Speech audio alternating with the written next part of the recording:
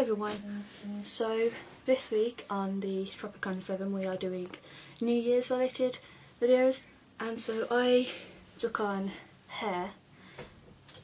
That was my brother. I took on the hair related video because I don't do much with my hair, so I thought this would be a very natural way to show you like styles I would do.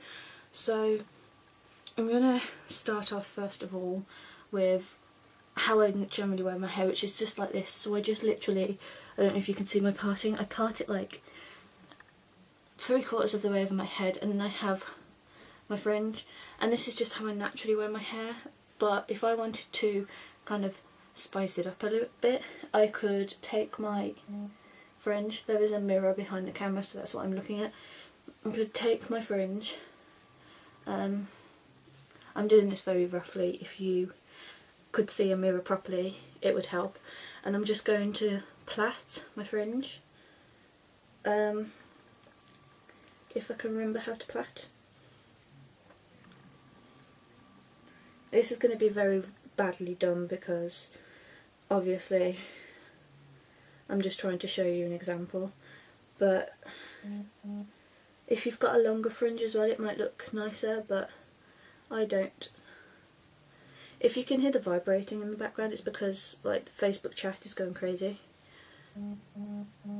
as you can hear. So there's like loads of different messages coming through from various different chats. But yeah, so I get it plaited. I know I've left a bit here, I've just realised.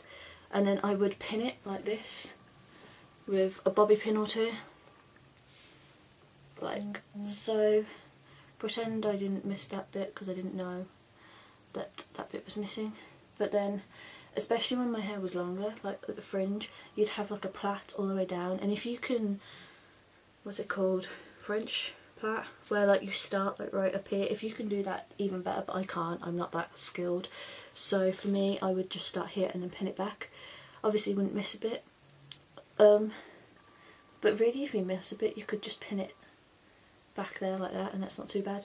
But yeah, so then you've just got your fringe out your face, and if you have like a long big section this side, you could do it and pin it back that side.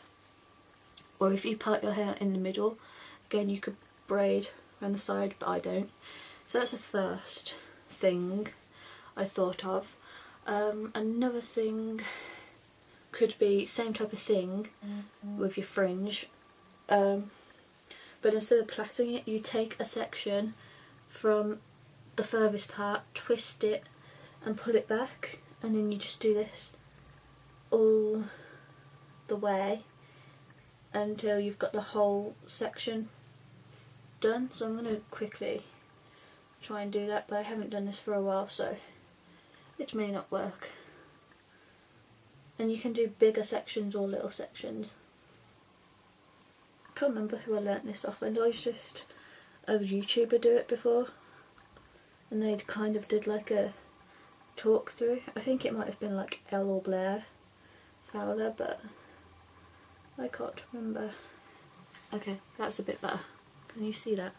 So like you kind of get like a ruched effect, and then if you pin that back, done all the way across and then pinned it back, it looks really nice. If you didn't want to do just your fringe, if you wanted to do your whole hair, something that I like to do is I wash my hair overnight. I can't physically show you this like as in with my wet hair, but when your hair's wet you part it. I think a actual middle parting is better because it curls the same. But if you part your hair like in a middle parting, and then you try and get the two sections as even as possible. I don't know how even that is, but yeah, and then you just plait both sides like so, but obviously it will be wet so it'll be a lot tighter, and try and do it as tight as possible if you can. And then you sleep like that. When you wake up in the morning your hair will have dried and you'll have like a nice kind of wave or curl to it. I'll try and find a picture and insert it.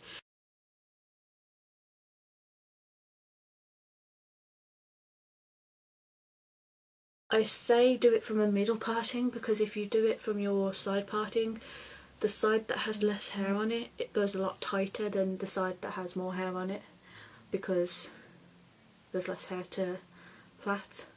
But yeah, I do this quite often now because I realised it's a good way to curl my hair without having a heat appliance, because I don't have a curler. I suppose if you were doing this and you wanted it quickly, you could plait your hair and probably blow dry it this way, and it would probably work the same. I'm not too sure. If you brush it when it's dry, it does drop out, but I found that it doesn't drop out that quickly.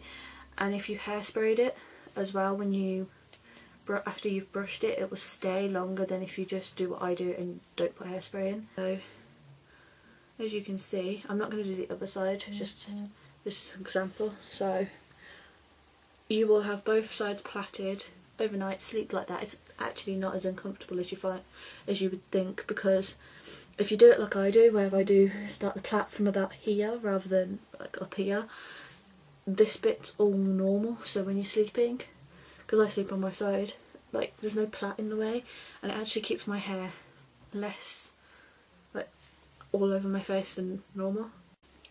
If you want an up style, the main style I do is a bun. So I'm going to part my hair like normal.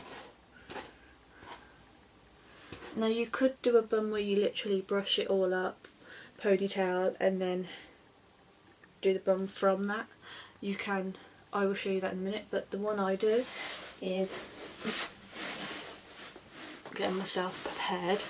I flip my head so that all my hair, like I'll get a hair bubble and I'll put that around my wrist ready, and I will flip my head and like pull all the hair. This is a lot messier, so I flip my hair.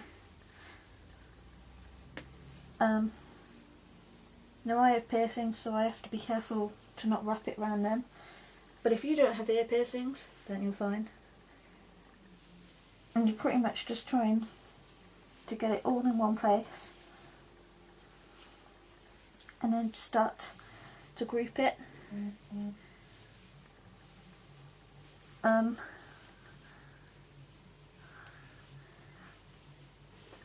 So you will get some bumps, but that is entirely natural because you've grabbed your hair in a way that it's not normally going. So I just tie the headband on,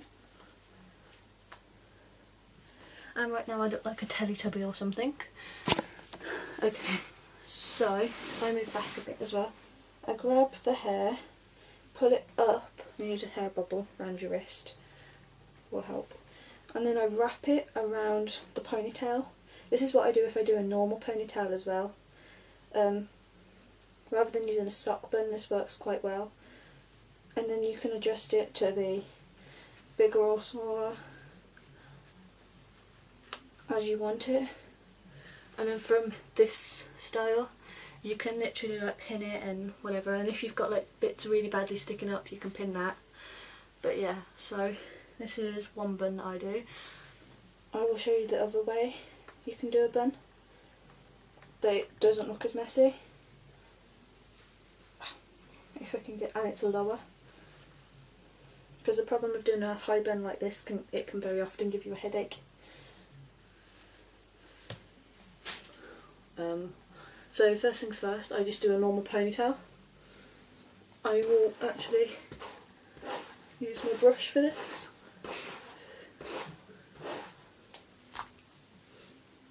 Oh my gosh. Oh, this is why you don't get piercings at the top of your ear, they get wrapped up with hair.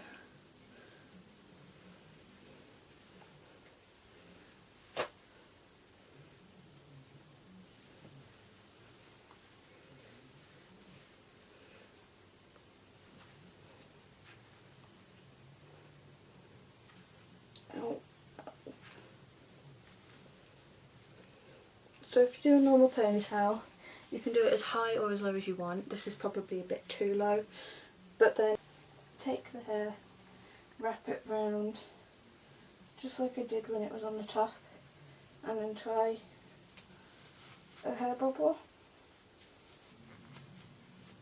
around it. Just pin the hair as and where you want it, and then you can pull your fringe out and whatever, because like for this style my fringe doesn't quite fit now that I've had it cut.